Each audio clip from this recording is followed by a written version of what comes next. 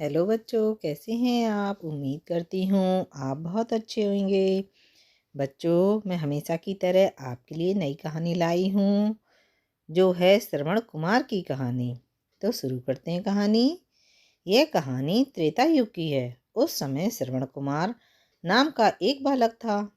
उसके माता पिता अंधे थे और उन्होंने श्रवण को कई मुसीबतों का सामना करते हुए पाला था।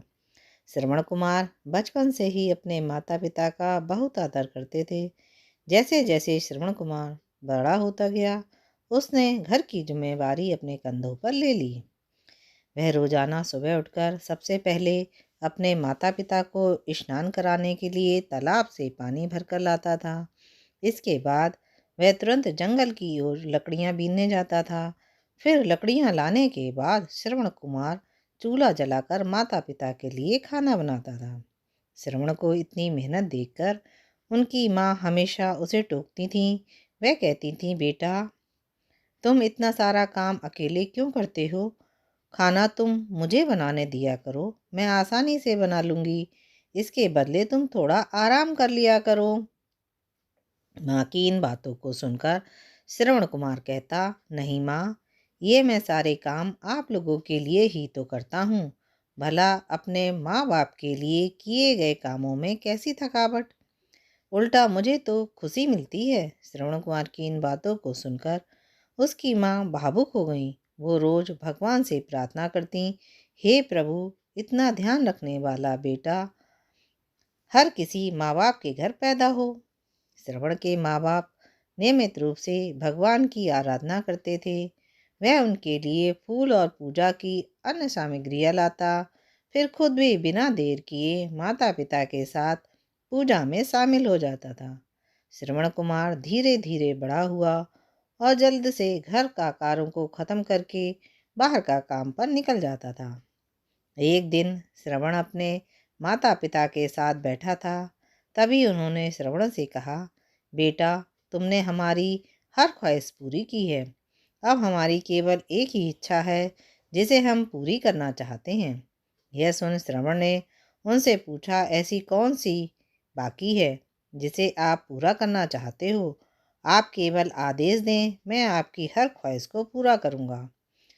इस पर श्रवण के माता पिता ने कहा, बेटा, अब हम बूढ़े हो चुके हैं और हम चाहते हैं कि मरने से पहले तीर्थ यात्रा के लिए जाएं। भगवान के शरण में जाकर हमें सुकून की प्राप्ति होगी। अपने माँ बाप की बात सुनकर श्रवण कुमार सोचने लगा कि वह उनकी इस इच्छा को कैसे पूरा करेगा। उसने उस समय बस ट्रेन की कोई सुविधा नहीं थी, साथ ही उसके माता पिता देख भी नहीं सकते थे। ऐसे में उन्हें तीर्थ यात्रा कराना भला कैसे संभव हो पाता। तभी श्रवण कुमार को एक तरकीब सूझी। वह तुरंत बाहर गया और वहां से दो बड़ी टोकरियां लेकर आया। उसने उन दोनों टोकरियों को एक मजबूत डंडे में मोटी रस्सी के सहारे लटकाकर एक बड़ा सा तराजू बना लिया। फिर श्रवण कुमार उस तराजू में अपने माँ बाप को बारी बारी से गोद में उठाकर बैठा दिया। उसके बाद तराजू को अपने कंधों पर लेकर उन्हें तीर्थ यात्रा पर ले जाने के लिए निकल पड़ा। वह लगातार कुछ दिनों तक अपने माता पिता को एक के बाद एक सभी पवित्र स्थलों पर घुमाने लगा। इस दौरान श्रवण कुमार ने अपने माता पिता को प्रयाग से लेकर काशी तक के दर्शन कराए। माता पिता को घुमाते समय श्रवण कुमार उन्हें उन जगहों के बारे में भी बताता चलता था, क्योंकि वह आंखों से उस दृश्य को देख नहीं सकते थे। अपनी बेटे की मेहनत को देखकर उसके माता पिता बहुत खुश थे। उन्होंने एक दिन श्रवण से कहा, बेटा, हम देख नहीं सकते, लेकिन कभी भी हमें इस बात का दुख नहीं हुआ। तुम हमारे लिए हमारी आंखें हो।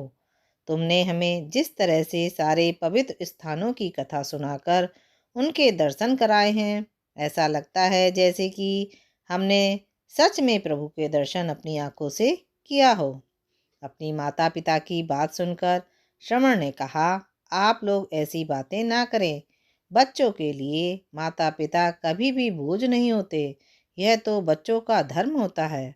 एक दिन श्रवण कुमार आराम करने के लिए अयोध्या के पास अपने माता पिता के साथ रुका। तभी उसकी माँ ने पानी पीने की इच्छा जताई। श्रवण को पास ही एक नदी दिखाई दी। उसने अपने माता पिता से कहा, आप दोनों यहाँ आराम करें, मैं आप लोगों के लिए अभी पानी लेकर आता हूँ। नदी के पास पहुंचकर श्रवण कुमार कमंडल में पानी भरने लगा। तभी उसी जंगल में अयोध्या के राजा दशरथ भी शिकार के लिए पहुंचे थे। पानी में हलचल की आवाज़ सुनकर उन्हें लगा कि कोई जानवर पानी पीने आया है। उन्होंने बिना देखे, केवल ध्वनि सुनकर ही अपना तीर चला दिया। दुर्भाग्य से वह तीर सीधे श्रवण कुमार को लग गया। तीर लगते ही वह चीख पड़ा। इसके बाद राजा दशरथ जब अपने शिकार को देखने पहुंचे तो वह वहां श्रवण था। वो तुरंत श्रवण कुमार के नज़दीक पहुंचे और कहा, मुझसे बहुत बड़ी भूल हो गई, मुझे माफ़ कर दीजिए। मुझे बिल्कुल नहीं पता था कि यहाँ कोई मानव होगा। मैं इस गलती का पश्चाताप करने के लिए क्या करूं कि तुम मुझे माफ़ कर दो। तभी कराते हुए श्रवण कुमार ने कहा, यहाँ से थोड़ी दूर ही जंगल में मेरे माता पिता बैठे हैं, उन्हें काफ़ी प्यास लगी है। आप उन तक यह पानी पहुँचा दीजिए और मेरे बारे में उन्हें कुछ भी ना बताइए। इतना कहते कहते श्रवण कुमार की यह सांसें रुक गईं। श्रवण कुमार की मौत से राजा दशरथ सुन्न पड़ गए। किसी तरह वो श्रवण के बताए अनुसार जल लेकर उनके माता पिता के पास पहुँचे। श्रवण के माता पिता अपने बेटे की आहट को खूब पहचानते थे।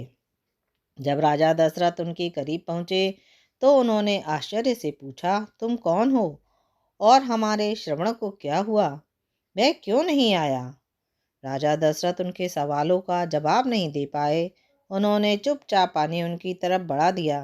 तभी श्रवण की माँ ने चिंतित स्वर में जोर से कहा, तुम कौन हो और मेरा बेटा कहाँ है? ये बताते क्यों नहीं हो? श्रवण की माँ की चिंता देखकर राजा दशरथ ने कहा, माँ मुझे माफ़ कर दीजिए। शिकार करने के लिए मैंने जो तीर चलाया था वो सीधे आपके बेटे श्रवण को जा लगा। उसने मुझे आप लोगों के बारे में बताया, इसलिए मैं यहाँ पानी लेकर चला आया। इतना कहकर राजा दशरथ चुप हो गए। राजा दशरथ की बात सुनकर श्रवण की माँ जोर जोर से रोने लगी।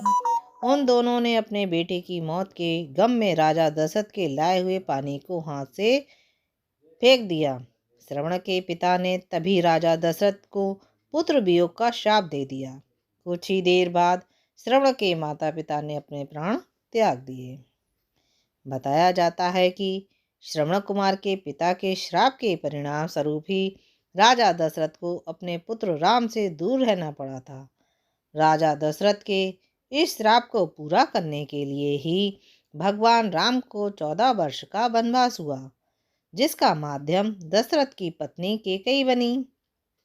श्रवण के पिता की ही तरह राजा दशरथ भी अपने बेटे से दूरी को बर्दाश्त नहीं कर पाए और उन्होंने अपने प्राण त्याग दिए। बच्चों, हमें इस कहानी से शिक्षा मिलती है कि हर बच्चे को अपने माता पिता की सेवा श्रवण कुमार की तरह ही निस्वार्थ भाव से करनी चाहिए। यही उनका सबसे बड़ा कर्तव्य है। बच्चों, आपको मेरी कहानी कैसी लगी? अच्छी लगी तो मेरे चैनल को जल्दी से सब्सक्राइब कीजिए, लाइक कीजिए, शेयर कीजिए। फिर मिलेंगे नई कहानी के साथ। बाय।